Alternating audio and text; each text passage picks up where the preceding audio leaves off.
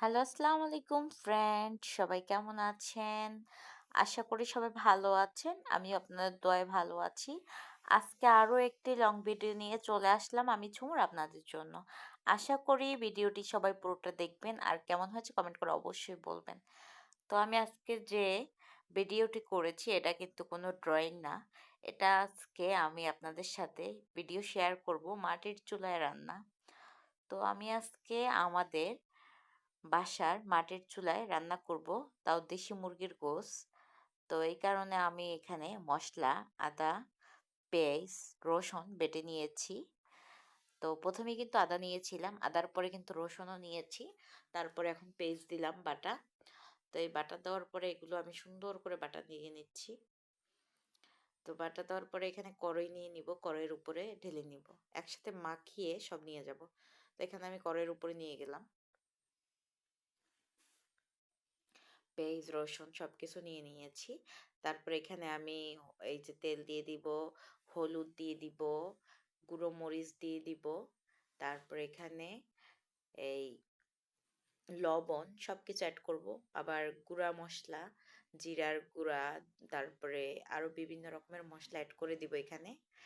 আর এই যে এলাইচ, দারচিনি ওগুলোও আমি একটু হালকা বাটায় ছাঁচা দিয়ে দিব আর কি। তো এই ছেঁচা দিয়ে দিলে কি গ্রানটা একটু বের হয় ভালো, আর ভালো লাগে আরো। তো এখানে তেজপাতাও দিয়ে দিলাম অ্যাড করে, কারণ আমি ওই পাকের ঘরে যেহেতু রাঁধবো, আর আমার ভিডিও করতেও সমস্যা হয় একা মানুষ, এই কারণে সব দিয়ে নিচ্ছি, না হলে কিন্তু আমি ভালো করে আলাদা আলাদা করে দিই। তো এই কারণে নিয়ে নিলাম সব একসাথে, নিয়ে যদি ভালো করে কষান তাও কিন্তু মজা হয়। তো কোনো সমস্যা নেই।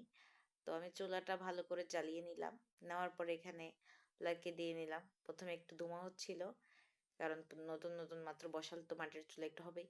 একটু পরে আবার ঠিক হয়ে গেছে। আমাদের সিমেন্টের চুলা, মাটির, তো এত কিন্তু ডিস্টার্ব করে না মাটি আর সিমেন্ট মিলানো। তো এই দেখেন কি সুন্দর জ্বলতেছে চুলাটা, খুবই সুন্দরভাবে রান্না হচ্ছে আমার। তো আমি রান্নাটা একদম গোস্তটাকে একদম কষিয়ে নিচ্ছি, ভালো করে কষাচ্ছি শুধু। তো যত কিন্তু আপনারা তরকারি কষাবেন ততই কিন্তু তরকারি মজা হয়।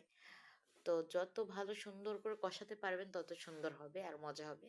হালকা হালকা পানি দিব আর একটু একটু করে লাড়া দিব। তো এরকম করে কষাতে হবে অনেকবার, ২-৩ বারের বেশি আপনার দিতে হবে। না হলেও ৩ বার তো দিতেই হবে কষানো, না হলে কিন্তু মজা হবে না। তো ৩ কষানি দিলে তরকারিটা বেশি মজা হয়। তারপরে আমি এরকম বারে বারে এরকম হালকা হালকা পানি দিই আর একটু একটু কষাই। এরকম করতে করতে আমি পুরো রান্নাটা করছি আস্তে আস্তে আর কি। তো কষানোটা কিন্তু দেখেন একটু কষাই আবার একটু পানি দিই।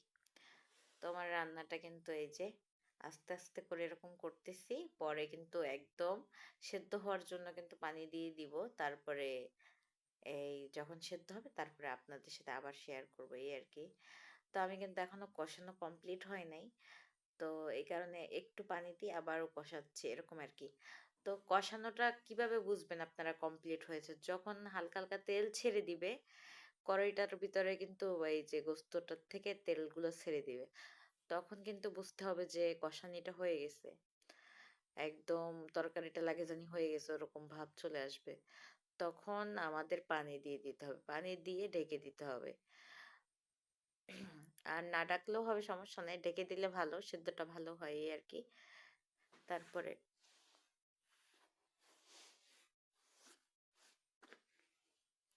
পানি দিয়ে দিবেন, দিয়ে একদম সুন্দর করে জাল দিয়ে দিবেন, আস্তে আস্তে সেদ্ধ হয়ে যাবে, কোনো ব্যাপার না।